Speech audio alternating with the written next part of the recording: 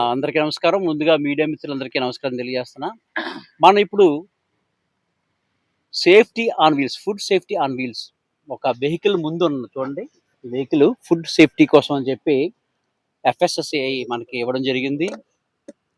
దీని లక్ష్యం ఏంటంటే మారుమూల ప్రాంతాలకి, ఎక్కువ జనం ఉండే ప్రాంతానికి, స్కూల్స్, హాస్టల్స్ ఇలాంటి ప్రాంతాల్లో నీటి కానీ, నెయ్యి కానీ, ఆయిల్ కానీ ఇలా ఏదన్నా పదార్థాల్లో కల్తీ జరిగితే స్పాట్లో టెస్ట్ చేసి రిపోర్ట్ ఇవ్వడం, నివేదిక ఇవ్వడం, దానికి సంబంధించిన చర్యలు చేపట్టడం.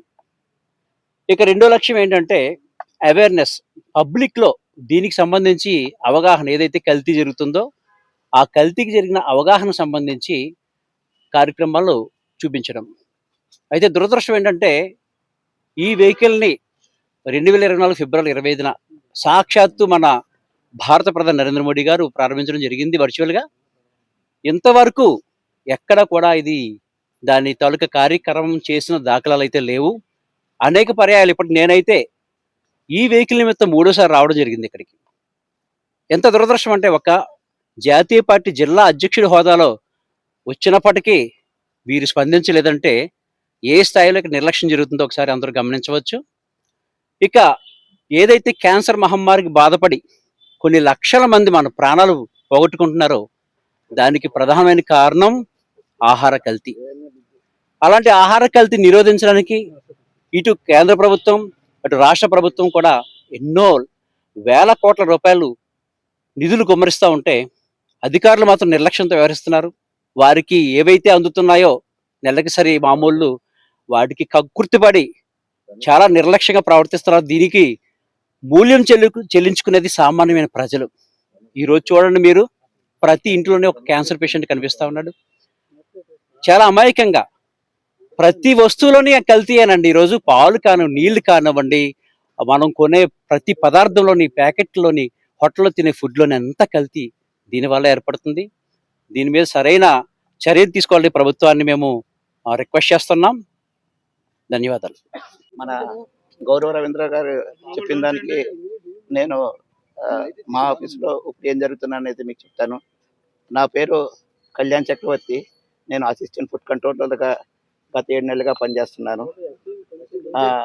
సార్ చెప్పినట్టుగా ఈ వీల్స్ ఆన్ ల్యాబ్ అనేది వర్క్ సైట్లు అనేది మాట అయితే వాస్తవం కాదని, అది ఇప్పటి వరకు అయితే దానికి పురోగతి ఇప్పుడే స్టార్ట్ అయిందండి. అదేంటంటే ఆల్రెడీ దానికి ఒక డ్రైవర్ పోస్ట్, ఒక టెక్నీషియన్ పోస్ట్, ఒక ల్యాబ్ పోస్ట్ కావాలి. ఆ ల్యాబ్ పోస్ట్ అవన్నీ మేము ఆల్రెడీ 6/12/25న మా గౌరవ కమిషనర్ గారికి ప్రపోజల్స్ పంపామండి. ఒక డ్రైవర్కి వచ్చేసాను 15,000, టెక్నీషియన్కి ఒక 20,000.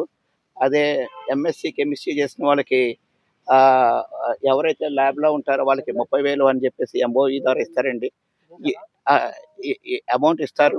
ఆల్రెడీ ప్రపోజల్ జరుగుతున్నాయి అందరి దగ్గర నుంచి. అంటే ఇది స్టేట్ వైడ్గా మనకి మొత్తం 4 వెహికల్స్ ఉన్నాయండి. 4 వెహికల్స్ ప్రపోజల్స్ కూడా మేము పంపాము. ఇదిగోండి మీకు మీడియా సమక్షంలో ఈ పేపర్లో మామూలుగా చూపిస్తున్నాను నేను. వాటిలో మేము పంపిన ప్రపోజల్స్ ఇవ్వండి. వీటి నుంచి ఇంప్రూవ్మెంట్ వచ్చిన తర్వాత మనకు వీల్స్ ఆన్ ది వెహికల్ ఒకటైతే మూవ్ అవుద్ది. సార్ చెప్పినట్టయితే ఇప్పుడు దాకా మూవ్ అవ్వటం లేదనే మాట మటుకి వాస్తవమే. కానీ దీనికి మటుకి ఆల్రెడీ స్టార్ట్ అయింది. నాకు తెలిసి ఒక 10-15 రోజుల్లో ఈ వీల్స్ ఆన్ వెహికల్స్ అయితే మూవ్ అవుద్దని నేను అందరికీ, మీడియా మిత్రులందరికీ తెలియజేస్తున్నాను. ఇంకా ఈ వీల్స్ ఆన్ వెహికల్ ఒకటి మూవ్ అవ్వట్లేదు అనే మాట వాస్తవమే. కానీ మా ఎఫ్ఎస్ఓలు ఎక్కడ కంప్లైంట్ వచ్చినా ఏదొచ్చినా అంటే వాళ్ళకి సమయభావం ఉన్నది 3 ఉన్నారండి. అంటే మామూలుగా మనకి ఒక్కొక్క అసెంబ్లీ సెగ్మెంట్కి ఒక్కొక్కరు ఉండాలి. కానీ మనకి స్టాఫ్ తక్కువ ఉండి కొన్ని ఇదిగా ఉండటం వల్ల ఒక రోజు అటు ఇటు అవుతుంది. కానీ మా వాళ్ళు మటుకి ఇటువంటి మన పని విషయంలో ఆలస్యం అనేది ఏమీ లేదండి. నేను వచ్చిన తర్వాత నేను జూన్లో జాయిన్ అయ్యాను. 1/8/2025 తారీఖున మా గౌరవ డిఎఫ్సి గారు, గౌరవ జిఎఫ్సి మన కమిషనర్ గారి ఆదేశాల ప్రకారము మేము ఒక టీం లాగా ఫామ్ అయిపోయి మొత్తం ఒక రోజున బేకరీస్ చేసాము, ఒక రోజున హోటల్స్ చేసాము. ఇవన్నీ మీడియా మిత్రులకు అందరికీ తెలిసిన విషయమే. ఆటిల్లో కూడా ఒక మేము తీసిన 80 శాంపిల్స్‌లో 30 శాంపిల్స్ పైనే అది ఆహారానికి ఆహ్, అదే వయలేషన్స్ టు యాక్ట్ అని వచ్చినాయండి. వాటి మీద కేసులు నమోదవుతున్నాం. ఇవి కాకుండా రెగ్యులర్‌గా మేము తీసే శాంపిల్స్ మేము తీస్తున్నాము. ఎవరి దగ్గరైనా కంప్లెయింట్‌లొస్తే ఆ కంప్లెయింట్ నంబర్ ఇస్తున్నాము. ఆల్రెడీ మేము ఒక ల్యాండ్‌లైన్ నంబర్ కూడా ఒకటి ఏర్పాటు చేస్తున్నామండి. ఇలా ల్యాండ్‌లైన్ చేయొచ్చు, లేతే మాకు చేయొచ్చు. ఇక మా వర్క్ అయితే చేస్తున్నాం. కానీ ఇక్కడ కొంచెం లాగ్‌నెస్ అనేది కొంచెం స్టాఫ్ ఉండటం వలననే కొంచెం ఇబ్బందవుతుంది తప్ప, మా ఆఫీసు వర్క్ విషయంలో, చేసే విషయంలో ఆఫీస్ తరపున మా శాయశక్తులా మేము చేస్తున్నాము. ఈ రోజుకి కూడా ఎవరున్నా గానీ నా నంబర్ చెప్తాను. 9441463315 అండి. మీరు నాకు ఫోను ద్వారా మీరేమి రిటర్న్‌గా నాకేం కంప్లెయింట్ కూడా ఇవ్వవసరం లేదు.